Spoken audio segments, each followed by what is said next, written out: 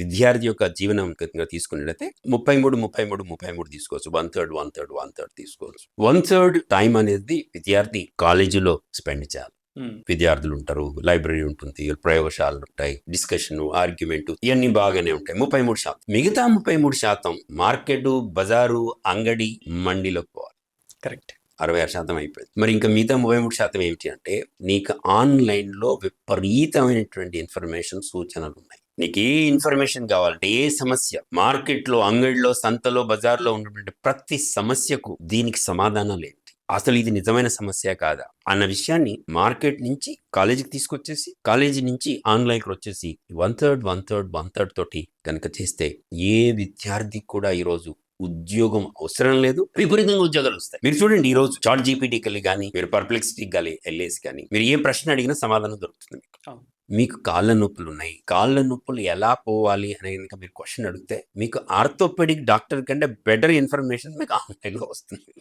33% అంటే ఇన్ఫర్మేషన్ అయితే సూచన అయితే ఉంటుంది.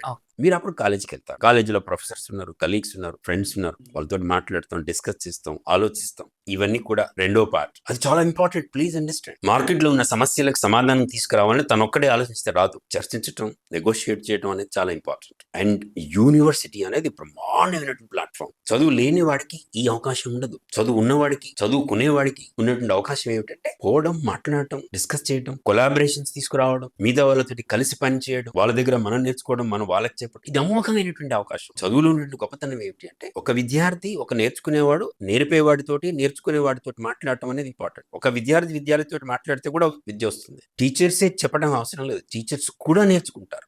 That's the beauty about second part. ముఖ్యంగా మూడో పార్ట్ ఏమిటి అంటే విద్యార్థి చదువుకోవాలి, ఆన్లైన్లో ఇన్ఫర్మేషన్ తీసుకోవాలి, మాట్లాడాలి, డిస్కస్ చేయాలి, మార్కెట్లోకి పోవాలి. ఈ 1-2 కంటే ముఖ్యమైనది ఏంటంటే సంత, అంగడిలోకి, సంతలోకి, బజారులోకి పోవడం అనేది చాలా ఇంపార్టెంట్. అది ఏ సబ్జెక్ట్ వాడైనా సరే ఆ సబ్జెక్ట్ సంబంధించినటువంటి ప్రోడక్ట్ తీసుకుపోవాలి. మార్కెట్కి పోయినప్పుడే తెలుస్తుంది అసలు. మార్కెట్ పోయడం అనేది ఊరికి అమ్మడం కోసం కాదు, అమ్మడం మార్కెట్ అర్థం చేసుకోవడం కోసం, కాంపిటీటర్స్ అర్థం చేసుకోవడం కోసం, కొనేవాడిని అర్థం చేసుకోవడం కోసం. ఎప్పుడు కొనాలి, ఎవరికి అమ్మాలి, నలుగురు కనుక కొనేవాళ్ళు ఉంటే ఎవరికి అమ్మాలి, ఎవరికి అమ్మొద్దు కూడా ఆలోచించవచ్చు. నలుగురు కొనేవాళ్ళు ఉన్నప్పుడు or the right persons to sell it. అసలు లేకపోతే ఎందుకు లేరు? అలా లేకపోతే నేను ఎందుకు చదువుకుంటున్నాను? నేను చదువుకునే విద్యకు ఉపయోగం ఏమిటి?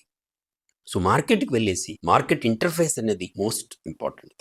ఈ రోజు లోపించింది ఏమిటంటే ఈ మార్కెట్ లేదు, ఈ ఆన్లైన్ లేదు. పిల్లవాళ్ళని యూనివర్సిటీలో కూర్చోపెట్టి, కాలేజీలో కూర్చోపెట్టి తోముతుంటారు, విపరీతంగా తోముతుంటారు. ఏమిటి అంటే విను విను విను విను. వాడు విని విని విని విని పూర్తిగా పనికిరానటువంటి మనుషులు తయారవుతారు. రోబోటిక్స్ లాగా తయారవుతున్నారు.